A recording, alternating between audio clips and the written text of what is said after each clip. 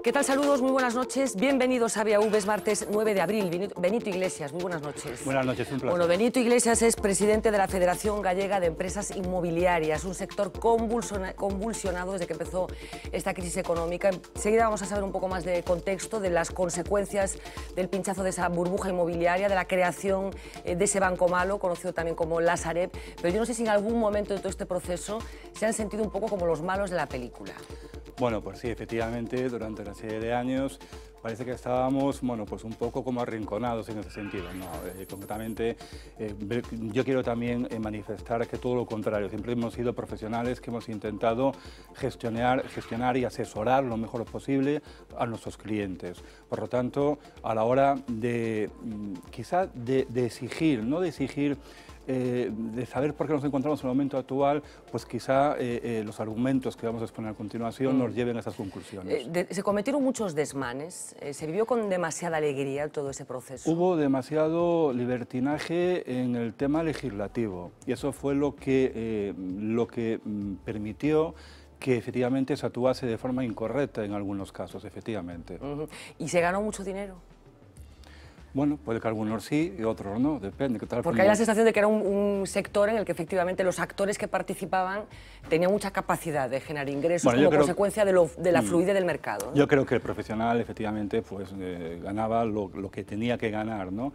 Pero efectivamente ha habido muchas personas, muchas empresas, personas jurídicas o físicas, que al calor que parecía que era un dinero fácil, que no lo era, pues se arrimaron a un sector el cual viciaron y estropearon. Y desde dentro del sector, ¿había la sensación cuando las cosas iban muy bien, 2004, 2005, de que aquello podía acabar mal como acabó? O sea, ¿erais conscientes de que se podía estar jugando con fuego, de que aquello tenía una dimensión que no era la correcta? Yo concretamente cuando lo vi claro fue en el año creo que 2007, en unas declaraciones de Botín, que yo la tengo como una de las personas mejor informadas de este país, ¿no? En las cuales pues, manifestaba públicamente que ponía a la venta todos los activos del Banco Santander, menos la sede central del Banco Santander. Entonces dije yo, bueno, vamos a ver, cuando esta persona, la mejor informada de este país, pone a la venta todos sus activos y solo se queda con la sede central, cuando hace caja es que hay un cambio de ciclo. Y ahí fue cuando me percaté realmente de que sí que se iniciaba un cambio de ciclo y efectivamente tal cual. Y de que las cosas iban a cambiar. Bueno, vamos a poner un poco en contexto de qué estamos hablando. Ese sector, el sector inmobiliario, que tantas alegrías le dio a la economía española durante unos años y que tantas penurias nos está haciendo pasar desde que se produjo el pinchazo de esa famosa burbuja inmobiliaria. Marina Chiavegato está en el plato de informativos y nos va a ayudar a construir ese retrato robot de este sector. Marina, adelante. Pues Fernanda, construiremos ese retrato en modo de comparación entre el año más o menos 2007 y la actualidad, porque entre el 2007 y el año 2012 se pasaron de construir más de 800.000 viviendas al año a solo 37.000. También, por ejemplo, el parque de viviendas vacías aumentó, era de 3,5 millones y ahora muchos expertos apuntan a que esta cifra podía llegar a los 6 millones de viviendas vacías. El estallido de la burbuja también tuvo consecuencias, como no, en el mercado laboral.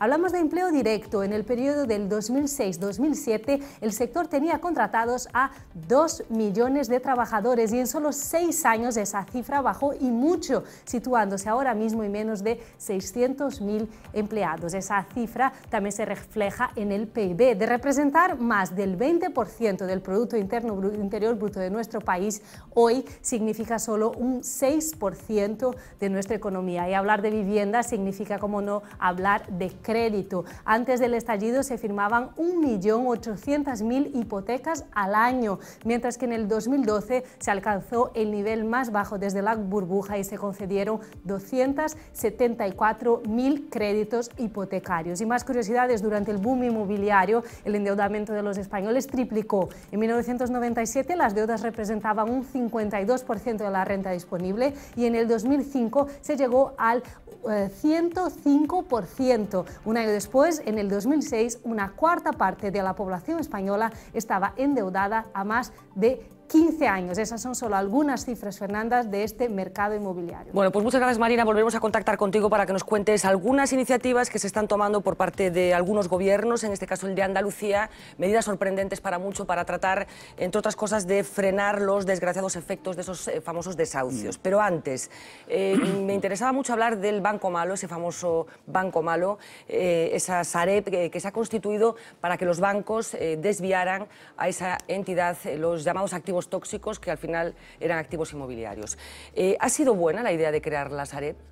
La Sareb yo creo que era necesaria. Efectivamente, la Sareb, los cometidos de la Sareb era segregar los activos inmobiliarios, reciclarlos, comercializarlos en un proceso que iba a durar 15 años, contribuir a la estabilización del mercado de la vivienda y al mercado del sector inmobiliario, con lo cual podía haber actuado positivamente, y aún lo puede hacer.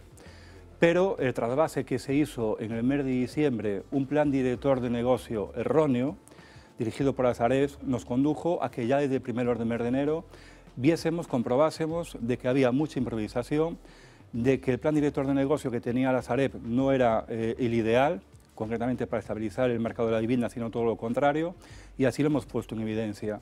Es decir, la Sareb concretamente hay que recordar que es un organismo que está formado por un consejo de dirección compuesto por 15 personas. Cuando nosotros supimos en el mes de diciembre que esas 15 personas, 13 de ellas eran expolíticos y excargos banqueros, dijimos, bueno, pero ¿qué pinta este perfil de personas? Estamos reproduciendo al final el perfil, por ejemplo, de los consejos de administración de las cajas de ahorros, tan cuestionado en estos momentos. Tal cual. Tal cual, por lo tanto tiene que ser gente dinámica, gente de consultoras inmobiliarias que supiesen coger esos activos inmobiliarios, que supiesen comercializarlos, porque al final de cuentas tampoco iban a quedar ahí eternamente, que buscasen fondos de inversión o grandes inversionistas, le diesen salida, rentabilizasen la inversión inicial y devolviesen ese dinero a las arcas del Estado, porque hay que recordar que se ha pedido un rescate financiero para segregar esos activos inmobiliarios y para inyectar ese dinero a las entidades financieras. Por lo tanto, vamos a tratar de explicar un poco para que la gente entienda cómo es el mecanismo de funcionamiento. Los bancos trasvasan esos activos a la Sareb. ¿De cuántos pisos estamos hablando? ¿De cuántos activos tóxicos inmobiliarios estamos hablando, tanto en España como en el caso de Galicia? En un primer momento en España aproximadamente unas 80.000 viviendas, 80.000 propiedades, y en Galicia calculamos unas 3.500. Y que eran propiedades, todas ellas, que se suponía que no tenían salida ya. ¿De dónde procedían esas viviendas? ¿Cuál era el origen? No, esas viviendas todas proceden de los balances de los 4 bancos nacionalizados, que los han segregado de sus balances, los han transmitido a las entidades para limpiar sus balances, para que se le inyectase dinero público, para sanear esos bancos y que esas entidades realmente pues se dedicasen a lo que tienen que dedicarse, que no es a vender ni cuberterías, ni vajillas, ni relojes, ni viviendas, sino captar depósitos y prestar dinero a familias y a empresas para que fluya la economía. Decía el origen porque esas viviendas eran propiedad de los bancos. ¿Y qué se suponía? Que los bancos creían que iban a tener problemas para colocarlas. Efectivamente, en un principio esas viviendas, ellos hicieron unas comercializaciones agresivas en los últimos meses del año, pero que apuraron los lanzamientos de aquellos préstamos dudosos para que no se contabilizasen en balance y poder traspasar esos activos a la Sareb, con lo cual limpiaban todavía más sus balances. O sea, que agilizaron las expropiaciones, los desahucios, digamos. Y los resultados de esos lanzamientos, como una ejecución hipotecaria es un proceso que viene tardando prácticamente un año en realizarse hasta que culmina en un desahucio, veremos los peores resultados en el segundo semestre de este año, ¿no?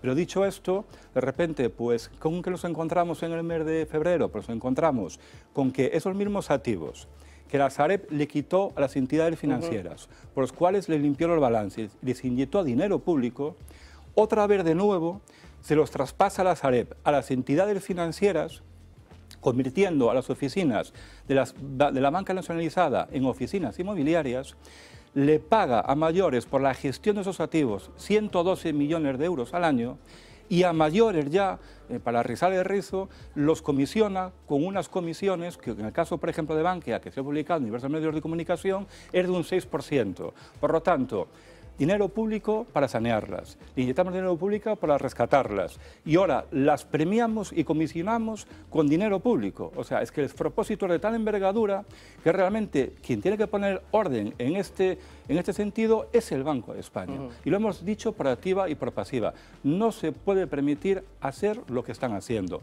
¿Que hay que respetar y ayudar al sistema financiero? Por supuesto, porque de ello depende el sistema actual económico. Pero eso no quiere decir que se le consienta cualquier tipo de actuación. Entonces, hay unas pautas que tienen que respetar para el buen funcionamiento de todos los sectores y sobre todo la banca nacionalizada o que recibió ayudas públicas. Bueno, yo creo que está siendo muy claro, Benito. Al final lo que estamos hablando es que esas entidades nacionalizadas, caso de Galicia, NCG, se han convertido en oficinas inmobiliarias que están tratando de colocar esos activos inmobiliarios que en teoría tenían que estar en la Sareb.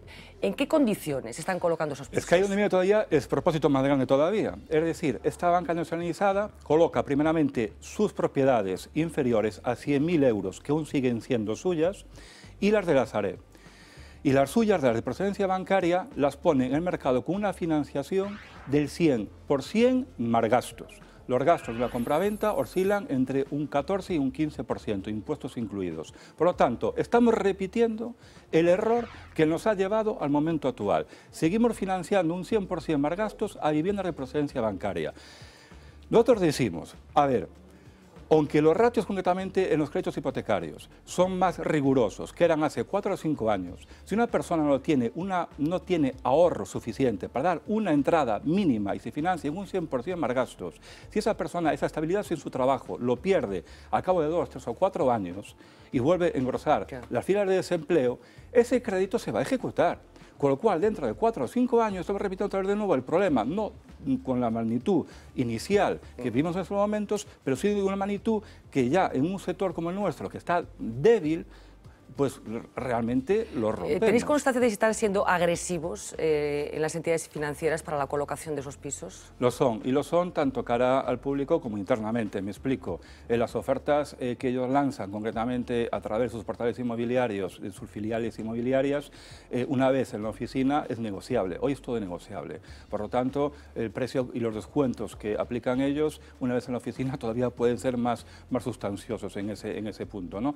Pero el tema no está ahí. El tema concretamente es que no puede haber una financiación para un ciudadano español en una oficina nacionalizada, cliente de esa entidad, que va a comprar una vivienda que no es de procedencia bancaria, no le dan financiación, y si se la dan como mucho un 80% del valor de tasación, y para procedencia bancaria de una entidad estatal, le dan financiación al 100% más gastos. O sea, es que el Banco de España no puede seguir permitiendo esta práctica, porque si lo sigue permitiendo, nos va a reproducir el problema. Y si nos reproduce el problema, el sector inmobiliario, que estamos intentando reconducirnos, que estamos reestructurándonos, que estamos cambiando el modelo, que estamos cambiando la mentalidad, que estamos intentando acoplarnos a las necesidades de nuestros clientes, sinceramente el daño que nos harían sería enormemente grave. Estamos hablando en Galicia de 3.500 viviendas de procedencia bancaria. ¿Dónde están ubicadas esas viviendas? La mayoría, el 80%, en las provincias de Pontevedra y Coruña, y la mayoría son de segunda residencia. Prácticamente muchos de los apartamentos que vemos y pisos que vemos entre La Guardia y Viveiro pertenecen a ese estocaje. O sea, zonas bueno, que fueron muy sensibles, digamos, a esa burbuja inmobiliaria.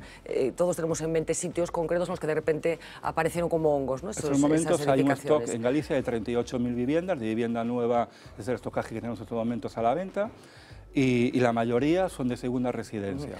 Hablabas de que se está comisionando en el caso de Bankia un 6% este tipo de actividad inmobiliaria. En el caso de NCG hay datos... No lo quieren decir, sí, se lo hemos pedido, pero dicen que no se puede decir. Entonces nosotros le decimos que, a ver, como una entidad nacionalizada con dinero público que ha firmado un contrato con la Sareb, que es otra empresa privada pública, pues no nos pueden hacer público un contrato entre ambas partes. No estamos hablando de dos contratantes que son partes privadas, ¿vale? Sino una que es pública y otra semipública. Yo quiero saber cómo están comisionando esas viviendas, quiero saber si están comisionándolas igual que a Bankia, si le están dando un 6% de comisión en esas viviendas, porque ese dinero que le están comisionando es dinero público, es dinero nuestro. Es que aparte de eso, insisto, le están pagando 112 millones de euros al año por gestionar esos activos, cuando esa es la función de la Sareb, para eso se creó. Realmente, ¿qué ha pasado? Pues ha pasado que vino Bruselas, que menos mal que tenemos a Bruselas. Vino Bruselas y en el mes de febrero le tumbó el plan director de negocio a la Sareb y le mandó a rehacer uno nuevo. Y en ese uno nuevo debió pasar algo más, porque el Banco de España creó hace pocos días, la semana anterior, un órgano de supervisión único y exclusivo para gestionar y controlar lo que hace la Sareb. O sea, cuando el Banco de España crea un grupo de trabajo que solamente va a gestionar y comprobar lo que hace la Sareb, eso lo has hecho muy mal. Ahí tienen sospechas de que a lo mejor no funciona la cosa como debía. Por ejemplo, los fondos de inversión no han querido entrar en la Sareb. Normal. ¿Por qué? Normal. Vamos a ver, porque primeramente ven toda esa incertidumbre, ven realmente que no hay un rigor, ven que hay una desconfianza total y absoluta y una improvisación que marca el día a día. ¿Cómo entra un fondo de inversión? Aparte que un fondo de inversión va a entrar, un fondo de inversión inmobiliario además, que son enormemente agresivos, van a buscar la máxima rentabilidad y en el menor plazo de tiempo posible. Por lo tanto, ¿cómo va a meterse un fondo de inversión en la Sareb? Es que eso ya de primera día le dijimos que no, ningún fondo de inversión inglés, ni sudamericano, ni de otro punto del planeta va a meterse a comprar de procedencia del Sareb porque no le interesa, porque no le es rentable. Pero sí a lo mejor es rentable para grandes inversionistas o para personas que creando vehículos concretamente, como era el SINCAP, pues sí mejor le puede interesar acoplando la legislación fiscal actual para que realmente sea un producto atractivo. Hablábamos de ese Consejo de Administración del Banco Malo, 15 miembros tiene, 13 de ellos son políticos y banqueros. Cargos políticos o excargos políticos o bancarios. Lo comentábamos antes que nos parece sospechosamente parecido a lo que pasaba con los consejos de administración de las cajas de ahora, tan denostadas, criticadas, cuestionadas y demonizadas. Yo no sé qué explicación, si os ha dado algún tipo de explicación, tanto el FROB como el Banco de España, para esta conformación de los consejos. Ninguna, ¿Qué explicación no hay? nos han dado ninguna, hemos tenido contactos con el FROB, pero no nos ha dado ninguna. La presidenta de la Sareb ha puesto en consejo de dirección a la gente que le han dicho, a la gente que pensaba ella que era la apropiada, pero realmente no lo es, porque ha pasado lo que ha pasado. Es decir, insisto, la Sareb es una gran oportunidad para estabilizar el mercado de la vivienda.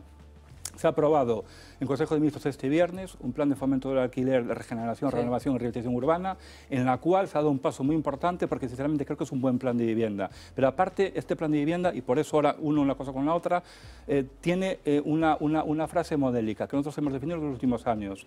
Ellos reconocen ya que estamos ante un cambio de modelo del sector de la vivienda. Claro que estamos ante un cambio de modelo, claro que hemos acabado un ciclo, claro que hemos cometido errores, pero ahora podemos reiniciar otro ciclo distinto, aprendiendo los errores cometidos, generando empleo, generando economía. Bueno, pues déjenos hacer el trabajo, pero denos normativas claras, agrupadas y legibles, y un marco en el que lo podamos defender. Yo no sé, yo por lo menos estoy comprendiendo que casi creéis que se está haciendo competencia desleal desde la Sareb o desde el Banco Malo a las instituciones como...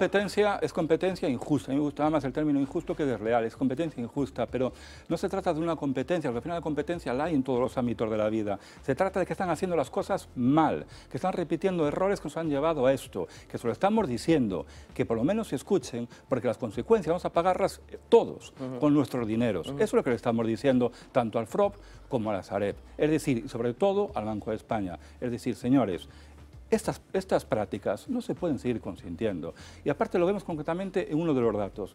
Nosotros nos estamos beneficiando indirectamente de lo que está pasando. Y voy a decirle a usted por qué. Porque concretamente estamos vendiendo más pisos que se pagan en metálico. ¿Por qué? Esto quería hablar también porque se ha producido un cambio, ¿no? Efectivamente. Paradójico, a lo mejor hay gente que le pueda parecer paradójico. Pero no, es un cambio de perfil del comprador, que ha desaparecido el perfil anterior y ha aparecido un perfil nuevo. ¿Quién está comprando en estos momentos? Personas con un ratio de edad superior a los 50 años, con unos ahorros, con una desconfianza ante el sistema financiero, ante los productos que le ofrece el sistema financiero, que quieren algo sólido, algo que puedan tocar. Una vivienda es algo que ven todos los días y la pueden tocar. Es algo que lo colocan en el mercado del alquiler y le ofrece una rentabilidad entre un 7 y un 9%, más que cualquier depósito hoy, el doble o incluso algo más del doble. Por lo tanto, y es un valor que el día de mañana se lo dejan a sus hijos. Y es lo que está provocando que el panadero de Castro Caldelas o el de la ferretería de Allariz pues compre un piso porque realmente desconfía de los productos financieros que le ofrece el banco. Entonces, ellos mismos han generado esa desconfianza. El sistema financiero, con las prácticas, como las cláusulas abusivas, que lo hemos dicho por activa y por pasiva, no se puede poner en un crédito hipotecario una cláusula suelo en la cual tú te cubres perfectamente y una cláusula techo cuando la pones que sea de un 12%, cuando allá hablamos de intereses de un 5%. O sea, es que no se pueden consentir ese tipo de prácticas. Tenían que abolirse todas las cláusulas suelo que en estos momentos están en la actualidad. Es como, por ejemplo, la gran falacia de decir, es que si la dación en pago sin carácter retroactivo, yo no defiendo la dación en pago con carácter retroactivo, pero sí defiendo la dación en pago a partir de ahora incluida en los nuevos préstamos hipotecarios. ¿Por qué? Porque no va a encarecer los préstamos, ni tampoco va a disminuir el flujo de créditos hipotecarios. Y voy a explicarle por qué. Si yo de repente compro una vivienda, esa vivienda la taso en un 80%, el valor de tasación es de un 80% y lo que me puedo hipotecar. Bueno, muy bien, pues de acuerdo. Mi nivel, mi ratio de entrega es superior, es un 35 o un 40%, con lo cual la entidad financiera solo me presta un 60%. Si el día de mañana yo incumplo las cuotas y el banco me ejecuta, el riesgo ya lo tiene más que asumido, es decir, tiene ganancia en sus manos. ¿Por qué? Porque yo he entregado un 40%, me he financiado solo en un 60%, con lo cual el banco, si tiene que subastar mi vivienda, va a salir ganando. ¿Por qué va a encarecer entonces el préstamo hipotecario, una dación en pago de deuda en la que yo me quedo más tranquilo si el día de mañana pierdo mi puesto de trabajo? No lo encarece, pero es que a la entidad financiera le interesa hacernos creer que sí. Entonces, esa es la realidad. Por lo tanto, yo lo único que pido es, sistema financiero, es imprescindible en nuestro actual sistema económico. Faltaría más, pero hay que marcarle el paso y sobre todo las entidades nacionalizadas no pueden hacer lo que quieran, no pueden hacer lo que quieran. El Banco de España tiene que marcarle las pautas a seguir, que para eso es el regulador y el supervisor. Decía que se ha producido un incremento de las personas que compran pisos en metálico, supongo que para alquiler, para destinar, o sea, como valor refugio. Totalmente. La vivienda vuelve a ser un valor refugio para destinar esas viviendas, mientras tanto, segunda residencia, alquiler. Y eso lo sabemos todos porque, de hecho, el plan de vivienda estatal y la ley de fomento del alquiler que se aprobó este viernes va en ese camino, va en el fomento del alquiler, en dar más seguridad jurídica al propietario para que esa vivienda desocupada salga al mercado del alquiler y se consigan dos funciones. Primeramente, disminuir el stock inmobiliario, que la vivienda desocupada salga al mercado del alquiler y a mayores, cuanta más vivienda salga al mercado, abarataremos el precio del mercado del alquiler. Será más accesible para las personas. Por lo tanto, la gran apuesta es el alquiler con opción a compra. Que el alquiler con opción a compra es una forma muy ventajosa de tener una vivienda en propiedad, que al final de cuentas hay que recordar que el 83% de los gallegos seguimos queriendo tener una vivienda en propiedad. Es una forma más ventajosa a 5 años, con una entrega inicial, unas mensualidades que devengan del precio pactado inicialmente y firmado ante notario, con lo cual yo solo pago capital y no pago intereses, y al final cuando voy a escriturar, escrituro por el precio de la vivienda, con lo cual es todo beneficio. Bueno, estamos hablando de un problema económico, que es el de la crisis inmobiliaria, pero también un problema social. Lo estamos viendo cada día como consecuencia de esos desahucios, que por cierto, pronosticaba usted que se van a multiplicar en el segundo y tercer trimestre del año. Vamos a ver, en estos momentos hay que recordar, efectivamente, a nivel estatal, esas cifras son alarmantes de que prácticamente hay 200.000 lanzamientos en trámite, ¿no? Dicho por el Consejo Superior del Poder Judicial, ¿no? Pero ¿qué pasa? Pasa lo siguiente, que la mayoría de ellos se han iniciado en los últimos 2 meses del año 2012 y algunos todavía se siguen iniciando ahora. Cuanto ha sido mayor, la crisis a Galicia ha llegado más tarde que en otros sitios, con lo cual el deterioro económico lo hemos percibido en las familias mucho más tarde. Por ejemplo, en nuestro sector, mientras en Andalucía ya en el año 2008 y 2009 lo estaban sufriendo, nosotros empezamos a sufrirlo aquí realmente en el año 2011, ¿no? Que fue ya el primer año que el sector inmobiliario aquí lo hemos pasado pues mal, ¿no?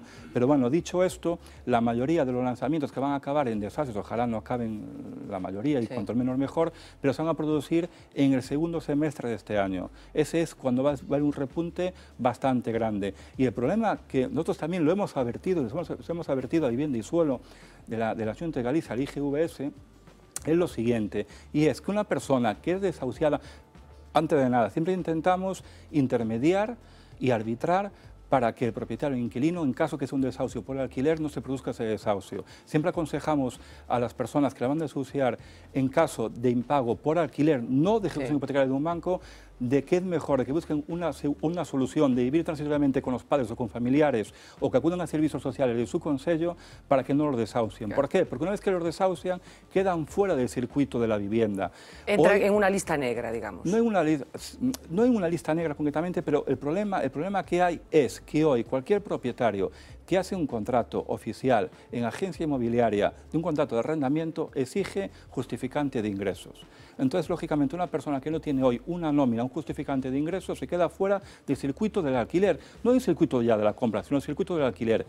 Para más datos, de las 7 grandes ciudades en Galicia, la mayor parte, más del 50% de los contratos de arrendamiento se están firmando o bien con un aval bancario o bien con una póliza que cubra los seguros de impago y los desperfectos en caso de que haya morosidad en esa vivienda. Entonces, quiere decir con esto que una persona que no está trabajando, que son casi 300.000 en Galicia, que está buscando una vivienda en alquiler, lo tiene muy difícil. Entonces, eso es lo que tiene que ser consciente en este momento la Administración. Bueno, decía que es un problema económico, lógicamente, pero también un problema social, y empiezan a aparecer iniciativas y decisiones, algunas más llamativas que otras. Saben que se sigue tramitando con gran enfado por parte de sus promotores esa iniciativa legislativa popular que consiguieron colar en el Congreso como consecuencia del ruido que se está montando en la calle.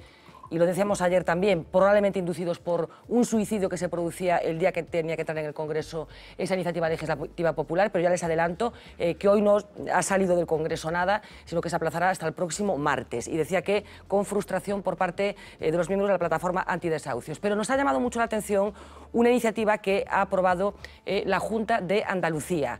Marina Cabegato tiene los datos concretos de esa propuesta, de esa más que propuesta, algo que se va a llevar a cabo, como decíamos, en Andalucía. Cuéntanos, Marina. Sí, Fernanda, porque Andalucía multará a los bancos e inmobiliarias que no alquilen las viviendas vacías y también expropiará temporalmente los inmuebles cuando los desahuciados corran riesgo de exclusión social. Es un decreto ley que se ha aprobado hoy y que es un plan de choque, como ellos mismos califican, que incluye sanciones de hasta 9.000 euros por dejar viviendas sin ocupar. En Andalucía hay alrededor de 700.000 pisos vacíos y de ellos cerca de 500.000 pertenecen a las llamadas personas jurídicas. Si a eso sumamos que desde el 2007 en esta comunidad se han producido unos 86.000 desahucios, llegamos así a la situación insostenible que la Consejería de Fomento y de Vivienda quiere cambiar. Así que la Junta Andaluza va más allá y decreta la expropiación temporal de un periodo máximo de 3 años para los pisos con procesos de desahucios instados por los bancos o inmobiliarias.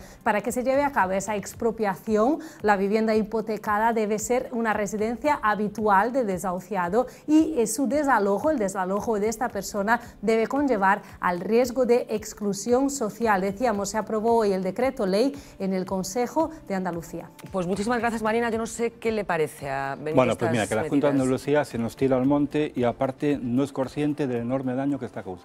Me explico. La mayoría de las viviendas desocupadas que están más de 6 meses en el mercado andaluz, concretamente en toda la costa andaluza, que es segunda residencia, pues pertenece a ingleses, alemanes, italianos, rusos, etcétera. Personas que han comprado una segunda vivienda y que a lo mejor llevan pues 1 año o año y medio sin disfrutarla. Por lo tanto, si tú amenazas con la expropiación a ese tipo de propiedades, lo que estás provocando es tirando por la borda todo el trabajo que ha hecho pues la ministra de Fomento en el último año y medio. Es decir, que ha intentado ir a Londres, ir a Berlín, ir a otros sitios a vender nuestras propiedades en el sur y de repente estás creando una inseguridad jurídica total al comprador extranjero para que aquí no compre. Es decir, si yo tardo más de 100 meses en no ir a visitar mi vivienda, me la van a expropiar la Junta de Andalucía, por favor. O sea, es que... Claro, lo que pasa es que yo supongo que la Junta, más que en el comprador extranjero, lo que está pensando es en resolver un problema social que tiene también en estos momentos en una comunidad autónoma que tiene una tasa de paro, por cierto, la mayor de España. Pero la tasa de paro no se las tienen precisamente las viviendas. Y a lo mejor, pues, que no intenten tapar, pues, a lo mejor una mala política de la Consejería de Trabajo, precisamente a lo mejor, pues, con temas de este tipo, porque lo que están haciendo es un efecto rebote que se le va a ir en contra de ellos. Es decir, ese no es el camino. Mira, el camino. ¿Y cuál es el camino? O sea, desde las empresas inmobiliarias, ¿qué proponen para buscar una salida, insisto, a este drama social? El camino concretamente, yo creo que viene bien recogido, insisto, en el plan de vivienda que se aprobó este viernes por el actual Ejecutivo. Es decir, fomento del alquiler para que toda la vivienda desocupada salga al mercado, para reducir ese stock concretamente. Y después, en el tema de la modificación de la ley hipotecaria que nosotros defendemos y defendemos de hace tiempo, en la que sabemos que es importante que haya quitas de deuda para que la gente no se quede con deudas, en la que es importante limitar los intereses de mora de los créditos una vez que han entrado ya en mora concretamente, o sea, limitar, poner coto, pues a no decir unas malas prácticas, que para mí lo son, pero quizá a un terreno abonado que la banca ha hecho suyo y que ha puesto unas cláusulas totalmente abusivas en muchos sentidos, ¿no? Pero, a ver, ese no es el camino. El camino, concretamente, primeramente, es ir drenando el stock. Y el stock se drena en estos momentos mediante el alquiler de viviendas, mediante el alquiler con opción a compra y mediante incentivos fiscales a la compra. Es que no hay otra, no hay otra. Ese es un poco el camino. Bueno, pues Benito Iglesias, presidente de la Federación Gallega de Empresas Inmobiliarias, de verdad, muchísimas gracias. Muy claro en las explicaciones. Creo que hemos entendido cosas que no teníamos tan claras, sobre todo en lo que compete al funcionamiento de ese banco malo y de los perjuicios que le están causando a ustedes dentro de este sector que, como ya hemos dicho, bueno, pues está dolido como consecuencia del pinchazo de la burbuja. Muchísimas gracias y muy buenas noches. Gracias. Bueno, vamos a hacer una pequeña pausa de publicidad para seguir hablando de economía. En la primera parte, al menos, de la tertulia hablaremos también de la Casa Real, por supuesto, pero les voy a dejar con ese consejo tan estupendo que habitualmente vemos a estas alturas del programa, tendencias, en este caso de maquillajes. Ojos bonitos. Hasta ahora.